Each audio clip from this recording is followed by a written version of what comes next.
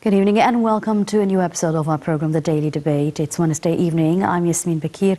Tonight we're going to be shedding light on a variety of issues that reflect Egypt's pivotal role worldwide, both economically and politically. We're going to talk about the successful Egyptian foreign relations on all levels, and especially in light of the Egyptian and the United Arab Emirates mutual relations with the visit of Sheikh Mohammed bin Zayed Al Nahyan to Egypt earlier today.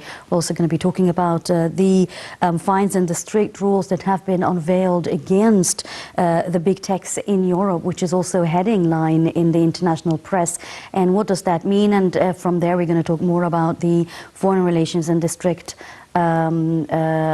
conduct of that. We're also going to be shedding further light on the agenda that was discussed today between both leaders of Egypt and the United Arab Emirates, and much more, whether we have guests over the phone or a guest joining me here in the studio.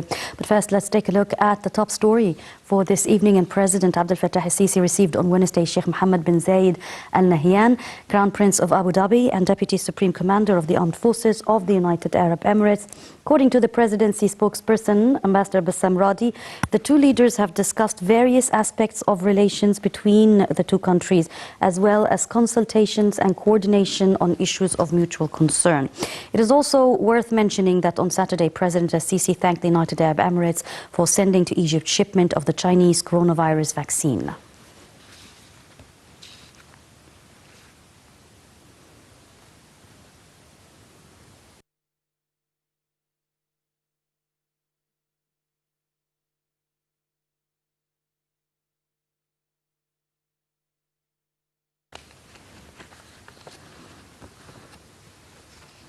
Our second top story, of course, for this evening, the fines and the strict rules that I've mentioned earlier, which have been unveiled against the big techs in Europe. And authorities in the European Union and in Britain had built momentum on Tuesday for tougher oversight of technology industry as they introduced new regulations to pressure the world's biggest tech companies to take down the harmful content and to be able to open themselves up more competition. In Brussels, the European Union leaders unveiled proposals to crimp the power of the gatekeepers, platforms which the policy makers argue deserve more oversight given their outsized influence. The proposed EU law would require that the companies do more to prevent the spread of hate speech and sale of counterfeit merchandise, and disclose more information about how service-targeted advertising work. In Britain, which is preparing also for a Brexit exit from the bloc, which had gained approval last year, the government had proposed banning some harmful internet content like terrorism material, suicide videos, child abuse, which could result in billions of dollars in fines. Now, separately, the Irish regulators also had announced big fines against those violating the EU data protection law. The string of announcements is helping reinforce Europe as home to some of the world's toughest policies towards the technology industry.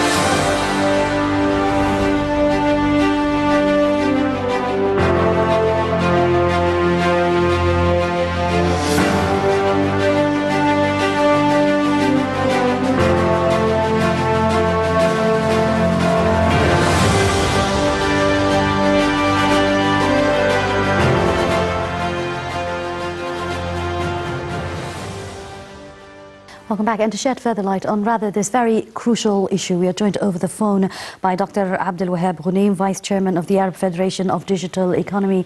Thank you very much. Good evening, Doctor. Dr. Abdel Wahab, can you hear me? Yes. How are you, Dr. Yasmin? Thank you very much. Good evening, Dr. Abdel Wahab. This is a very crucial issue to be discussed today, because we're talking about the authorities in the European Union and Britain who are demanding the giant tech companies to actually take down all the harmful content that they're publishing online without any control. And this is the first time that we've seen such an important, sort of an imposition that's been taking place. Now, if we're talking about how you read and assess this momentum that was taken in terms of decision on Tuesday, what can you tell us?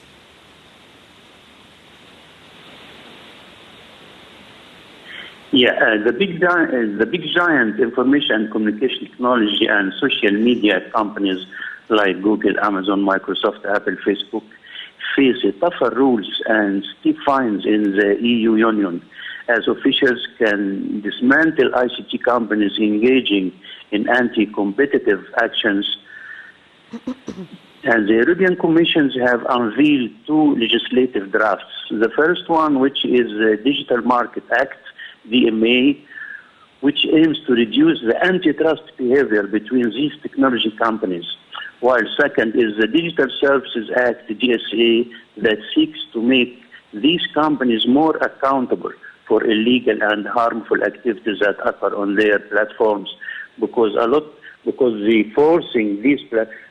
the EU would like to forcing these platforms to remove this content quickly if there is not applicable for the people. Mm-hmm. And again, for these companies, they must, the EU maybe violate these companies' fines may be reached to up 10% of their annual revenue worldwide. Mm-hmm. The objectives of the EU Commission with the proposed rules are to create a safer digital space in which these basic rights for all the EU users for digital services are protected, and create a space for level playing field to promote innovative creativity, growth, and competitiveness for the European people. Mm-hmm. These legislatives represent the first major renewal for the EU approach, because for the internet governance, because the EU have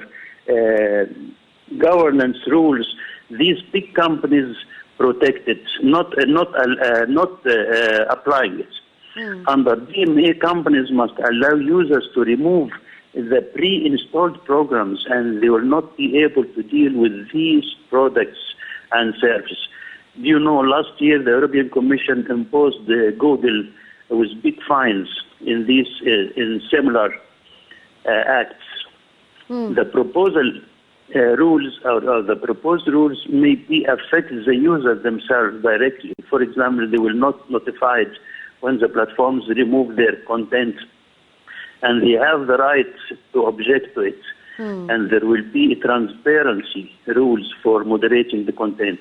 The DSA requires platforms for providing useful information about the commercial ads, and services will also need to explain why they are recommended certain content. Do you know these big giant companies, they dealing with the governments and with the people as they are superpower. Now they have a lot of problems with EU, with Great Britain, and even with the US government itself. Yes, what's very interesting also about this decision is the fact that developed countries and...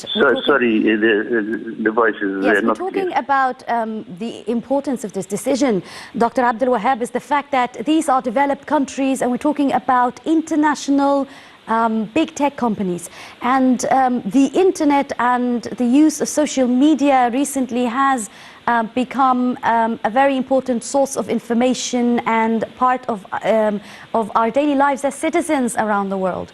And from there, we're talking about a lot of hate speech being seen, X-rated information, videos, child abuse, and so forth. Now, with such a decision, if we would be spreading it on an international or global level, how is that going to regulate the content and videos that are being shared on the internet that for years all governments have struggled to find some kind of common ground and a general policy that would be applied for all?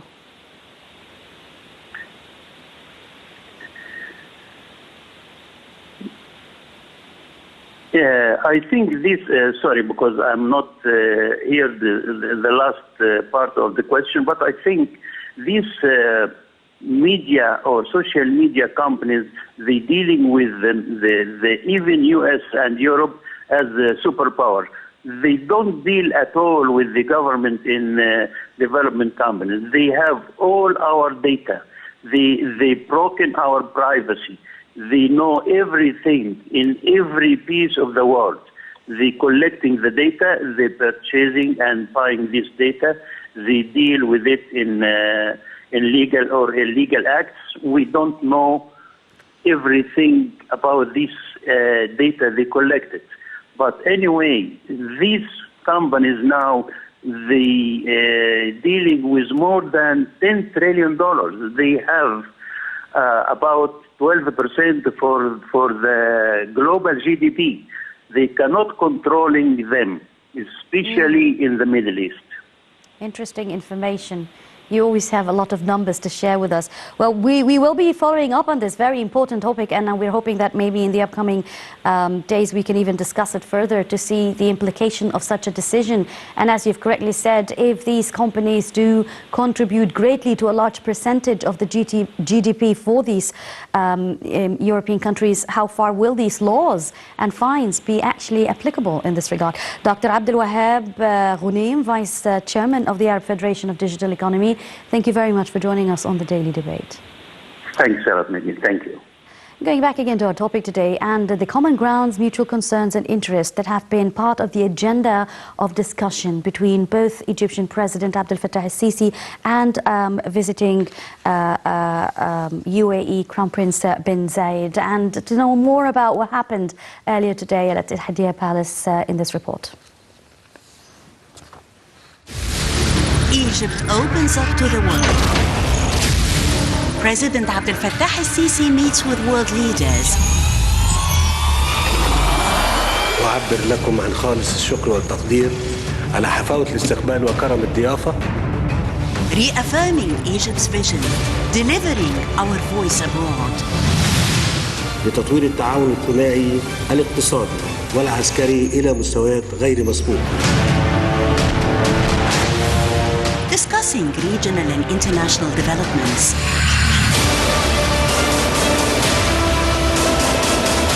Solid and strong relations on the path of partnership and development.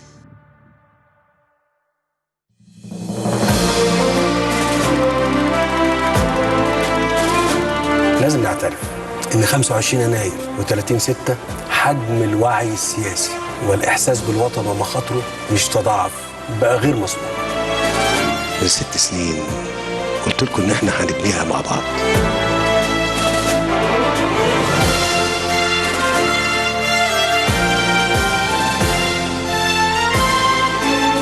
إحنا هنفضل نشتغل ونبني ونعمر في بلدنا لآخر لحظة.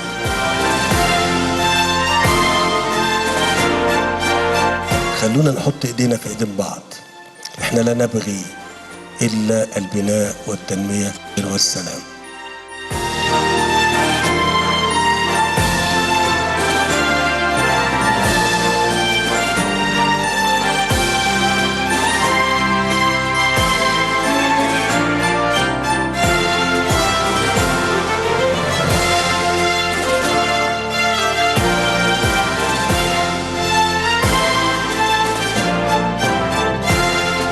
تحيا مصر، تحيا مصر، تحيا مصر.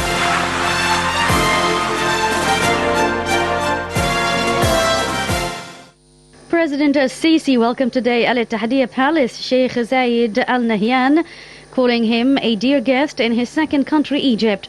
Presidency spokesperson Bassam Radi said that the two leaders discussed various issues of common concern as well as topics of bilateral cooperation within the framework of historic and strategic relations.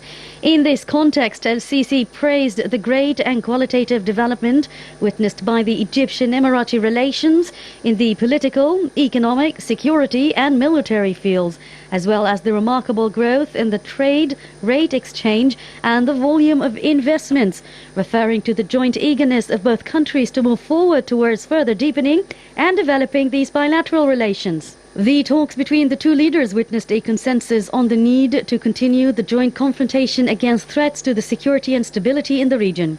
In this respect, President al-Sisi asserted Egypt's fixed stance on the security of the Arab Gulf as it intertwined with Egypt's national security, refuting any practices that would undermine the Gulf stability. On the bilateral level, the talks focused on joint investments and cooperation, given the both countries have promising opportunities on that front. In the same context, Sheikh Al Nahyan congratulated the president on the leaps Egypt has achieved in various economic sectors, giving rise to an overall outstanding economic performance. Regarding the energy sector in particular, President al-Sisi welcomed the United Arab Emirates to join the East Mediterranean Gas Organization as observer along the founding member states. Al-Sisi highlighted the importance of the added value the UAE would contribute to the forum's activities by serving strategic interests and enhancing cooperation and partnership between the forum's members. Crown Prince bin Zayed affirmed during the talks that his current visit to Egypt comes as continuation of the distinguished relations between the two brotherly countries. Bin Zayed stressed that the importance of continuing the pace of periodic and mutual intense consultations and coordination between the two countries on regional issues of common concern. At the end of the meeting, both leaders exchanged information on combating the outbreak of COVID-19.